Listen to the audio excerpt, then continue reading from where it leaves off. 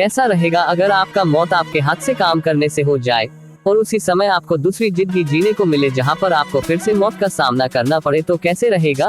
इस सोचे से हटके पैरेलल वर्ल्ड फंसी नाम का एक एनीमे है जो आपको एंटरटेन करेगा। तो शुरू करते हैं इस एनीमे सीरीज के रिकैप को। Me as a main character मैं हूँ युकितानी। मैं जुनूनी रूप से एक फार्मासिस्ट था और मेरी चिनू नाम की छोटी बहन भी थी जो मेरे बचपन में ट्यूमर के चलते मर चुकी थी, क्योंकि उस समय इस बीमारी का सही इलाज किसके पास भी नहीं था। मेरे बहन के मरने के बाद मैंने फैसला किया मेरे जैसा और किसी को भी अपने चाहने वाले को खोना ना पड़े।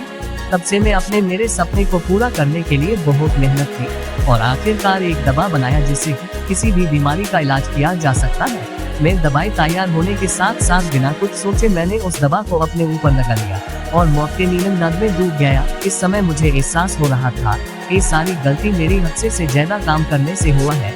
इसके अगले पल मुझे इस बात को सोचते हुए घुटन होने लगा कि भगवान शायद चाहते हैं मेरे सपना अधूरा ही रह जाए। मैं भगवान को कोस ही रहा था कि मेरे आंखों के सामने के अंधेरा रोशनी में बदल गया और मेरा नींद टूट गया। अब मैं एक छोटे लड़के के शरीर में था, जिसका मतलब भगवान ने मुझे मेरे सपने को पूरा करने के लिए दूसरा मौका दे दिया है। अब मेरे सामने एक लड़की आके मेरा नाम फॉमा बताती है और वो कहती है ओ मेरी मेड है, और उस लड़की ने मुझे ये भी बताया मेरा परिवार दी मेडिसिस है जो कि जादू के मदद से इलाज करते हुए शाही परिवार को सेवा करते हैं। ये बात सुनते ही मैं जादू सीखने के लिए बहुत ही एक्साइटेड हो गया। मैं मेरी शक्तियों का परीक्षण करते समय मुझे पता चला मैं किसी भी एलिमेंट को अपने मनमर्जी तैयार या मिटा सकता हूँ। इसके अगले ही पल में चला गया खाने के टेबल पर, जहाँ पर मुझे एक पल के लिए लगा काश मेरा भी ऐसा ही परिवार होता तो कितना अच्छा रहता। मैं ये बात सोच रहा था कि फॉमा के पिताजी ने मुझे बताया फॉमा तुम्हें शायद भूलने की बीमारी हुई है क्योंकि तुम्हें एक भी जादुई मंत्र याद नहीं, इसलिए तुम्हें अभी से अपने टीचर के पास जाके फिर से पढ़ाई करने की जरूरत है जहाँ पर तुम्हें पृथ्वी, वायु, अग्नि, जल के जादुई कला सीखने मिलेगा। इस बात को सुनने टीचर अल्नर के पास चला गया।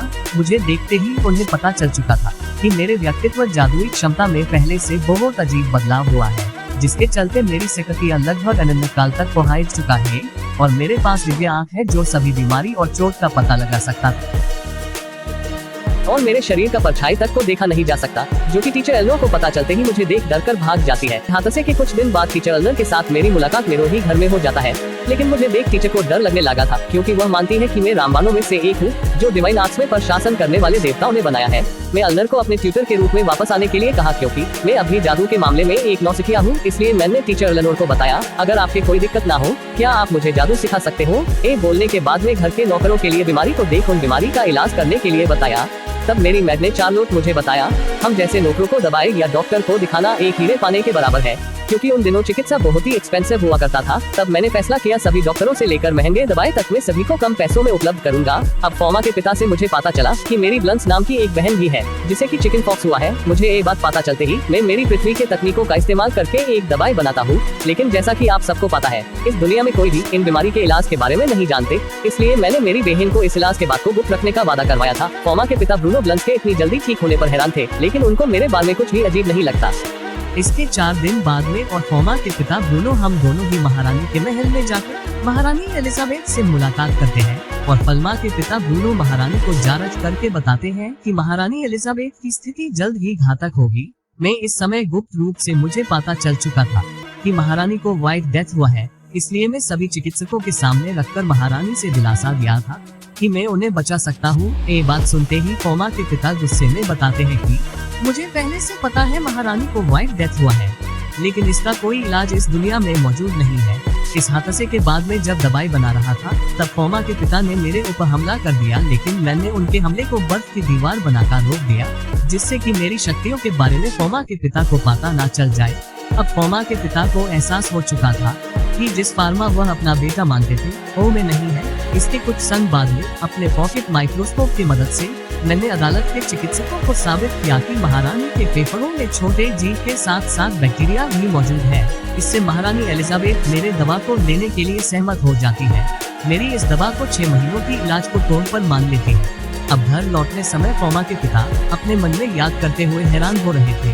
वो जिस फॉमा को जानते थे वो अपने पराये और जादुई शक्तियों का इस्तेमाल अच्छे से नहीं कर पाता था और अभी कैसे इस तरीके से इलाज करने के लिए हिम्मत जुटा रहा है, जो कि मुझसे भी नहीं हो सका। वो ये सारी बातें सोच ही रहे थे कि हम दोनों घर पहुंच जाते हैं। फॉमा के पिता मुझे पढ़ना जारी रखने के लिए कहते हैं, क्योंकि मेरी शक्तियों के बावजूद मुझे अब भी एक डॉक्टर कैसे इलाज करते हैं और कैसे एक डॉक्टर बना जा सकता है वो सीखना अब भी मेरे लिए जरूरी था। आश्चर्यचकित ब्रूनो इस बात से सहमत है और सोचता है इसका मतलब वो अभी भी उसका बेटा है। दूसरी तरफ मेरी दवाएं एलिजाबेथ के लिए एक चमत्कार से कम नहीं था, क्योंकि महारानी मेरी दवा से ठीक हो रही थी। लेकिन फॉमा के पिता ने मुझे चेतावनी दी कि तुम्हारी ये शिक्षा तुम्हारे लिए दिक्कत पैदा कर सकता है और हो सकता है कि किसी ने एलिजाबेथ को जानबूझकर संक्रमित किया हो। अब इस बात को सुनकर एलिजाबेथ ने को रिवॉर्ड देने की सोचते हैं। मैं फैसला करता है कि वह एक फार्मेसी खोलना चाहता है जिससे कि आम इंसान और दूसरे लोगों को कम पैसे से सही इलाज और दवा मिल सके। एलिजाबेथ को चिंता है कि वह तब तक शासन करने के लिए अयोग्य है जब तक मैं उन्हें दिलासा ना दूं। कुछ महीनों बाद एलिजाबेथ पूरी तरह से ठीक होने के साथ साथ ब्रूनो को नई पद से सम्मानित किया गया और मुझे रॉयल मैनसिस्ट के रूप में पदोन्नत किया गया और राजधानी में एक फार्मेसी खोलने की अनुमति दिया जाता है। मैं अपने सपनों की फार्मेसी को खोल लेता है। जब मैं अपने ही आप में बात कर रहा था तब एक वर्कर ने गलती से मेका फार्मेसी का नाम पैरेलल वर्ल्ड फार्मेसी रख दिया था। इन सारे काम के बीच फार्मासिस्ट गिल्ड के मालिक वारेन हेल ने मैनसिस्ट गिल्ड को उड़ाया, मेरे को कमजोर करने का प्रयास किया और गुस्से में है कि उनकी दवाएं आम लोगों के लिए काफी सस्ती होंगी। लेकिन इससे पहले कि वह अपने पहले महीने में परेशानी पैदा कर सकता, वह टीचर एलेनोर से डर गया था।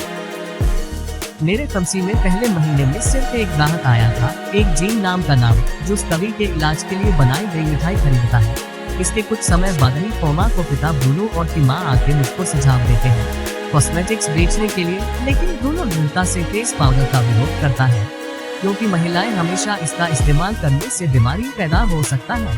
मैं ब्रूनो से सहमत था, क्योंकि पुराने जमाने में मेकअप अक्सर शीशा जैसे जहरीली चीजों से बनाया जाता था। मैं एक बात सोच ही रहा था कि इस बीच मुझे अचानक से एक मरीज का बुलावा आता है। ये मरीज थी लेडी चोले नाम की लड़की, जो अपने आप को गोरा बनाने के लिए अपने आप को चोट पहुंचा लिया था। इसलिए मैंने उनको दवाएं देके उनकी इच्छा पूरी करने की कोशिश किया। मैंने गोरा बनाने के लिए एक आदिम प्रक्रिया में एक गैर विषाक्त मेकअप बनाया जो मॉइस्चराइज करता है और सनबर्न को रोकता है, जिसके साथ खलोए रोमांचित है। इसके बाद फार्मेसी में जल्द ही अच्छी गुणवत्ता के मेकअप के लिए बेताब ग्राहकों से भर गया था। ये देख लेडी चोले मुझे दूसरी फार्मेसी खोलने की सुझाव देती है। उनके बात और काम को देखते हुए मैं बहुत खुश था। अब 6 महीना गुजर चुका था। मैं और फॉमा के परिवार ने हम सभी ब्रूनो के नई आइलैंड को घूमने गए थे, डची ऑफ मार्सियस, जिसमें समुद्र तट पर फार्मलैंड में फोर्ट शामिल है। समुद्र तट को देख मुझको याद सताने लगा था, जापान में अपनी बहन के साथ समुद्र तट में बिताए हुए उन यादों को। मैं ये सब सोच ही रहा था कि इस बीच लेडी ब्लैंच अचानक से डूबने लगती है। ये देखते ही मैं उसके पीछे तैरता हूँ और मेरी जादुई शक्तियों से समुद्र के पानी को 2 हिस्सों में बांट दिया। अब मैं अपने बहन को उस समुद्र तल से सुरक्षित समुद्र तट पर ले आता हूँ। एलेनोर इस हादसे से हैरान थी कि मेरी की शक्ति स्पष्ट रूप से उसके टीचर एलेनोर के सोचे से भी ज्यादा था, क्योंकि मैंने सिर्फ पानी को नहीं हिलाया था, उसके साथ ही अस्तित्व से मिटा दिया था, जो कि नामुमकिन है। अगले दिन में कैप्टन जीन और उसके साथियों से मिलता है। मेरी बनाया कवि विरोधी मिठाइयों के लिए वो सभी आभारी थे। वो लोग अपने सफर जाने से पहले दुकान और मालिकों के साथ सफाई में मेरी मदद करते हैं। एक समय मुझे लगा कि ये सब मेरे परिवार से भी ज्यादा करीब हो गए हैं। मैं ये सब सोच ही रहा था कि अचानक से एक महिला दावा करती है कि उसके पिता बीमार हैं। ये सुनते ही मैं उस लड़की के पिता का इलाज करने के लिए निकल जाता हूँ, लेकिन वो महिला ने मुझे एक सुनसान मैदान लाकर गायब सा हो गया। अब मेरे आसपास बहुत सारे लोग भीड़ के बैठे थे। इससे मैं डर सा गया था, ये सोचकर क्या आज मेरे आखिरी दिन है। कहूँ उन लोगों का जो मुझे गिर के बैठे हैं। ये सब कुछ आप सबको अगले पार्ट में पता चलेगा। अभी के लिए सभी को बाय। मैं मिलता हूँ आप सबके साथ और कोई वीडियो पर। वीडियो को देखने के लिए आप सबको शुक्रिया।